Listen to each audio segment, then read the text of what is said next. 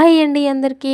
బూందీ అంటే ఇష్టం లేని వాళ్ళు ఎవరు ఉంటారు చెప్పండి. అలాగే నాకు కూడా బూందీ అంటే చాలా ఇష్టం అనుకోండి. ఇక్కడ నాకు చేసుకోవడం అంత సరిగ్గా రానప్పుడు నేనైతే బూందీ కొనుక్కొచ్చుకొని తింటాననమాట. అదే ఇంటికి వెళ్తే ఆప్షన్ ఉంటుంది కదా మనకి. అమ్మ వాళ్ళు ఉన్నారు కదా, ప్రేమతో ఎన్నో వంటలు మనకు చేసి పెడతారు.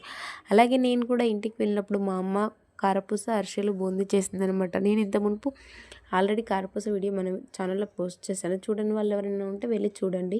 ఇక్కడ నేను బూందీ చేస్తున్నాం అనమాట. బూందీకి అరకిలో శనగపిండి, పావు కిలో బియ్యం పిండి తీసుకొని మా అమ్మ అందులో కొంచెం కారం, ఉప్పు వేసి కొంచెం లూజ్గా పిండిని కలుపుకుందనమాట. దానిని బూందీ గరిటెతో ఆయిల్లో మంచిగా వేసుకుంటే బూందీ మనకి రెడీ అయిపోద్ది. దీన్ని ఎర్రగా అయ్యే వరకు మనం మంచిగా ఫ్రై చేసుకొని అందులోకి పల్లీలు కూడా వేసుకొని పల్లీలు కూడా ఫ్రై చేసుకోవాలి. తినేటప్పుడు ఆహా పల్లీలు తగులుతుంటే చాలా టేస్టీగా ఉంటుంది. ఆ పల్లీలు వేగాక పక్కకు తీసుకోవాలి. కట్టెల పొయ్యి మీద కదా పొగ బాగా వస్తుంది. నా కంటిలోకి మొత్తం పొగ వెళ్ళిపోయి కళ్ళెంబడి వాటర్ కారుతున్నాయి అనమాట వీడియో తీస్తుంటే. అలాగే నేను మా అమ్మకు కూడా హెల్ప్ చేస్తాను అనుకోండి. ఊరికే ఖాళీగా ఏం కూర్చోను. ఆ తర్వాత నెక్స్ట్ కరివేపాకు తీసుకొనేసి ఆయిల్లో పెట్టేసి మంచిగా ఫ్రై చేసుకోవాలి.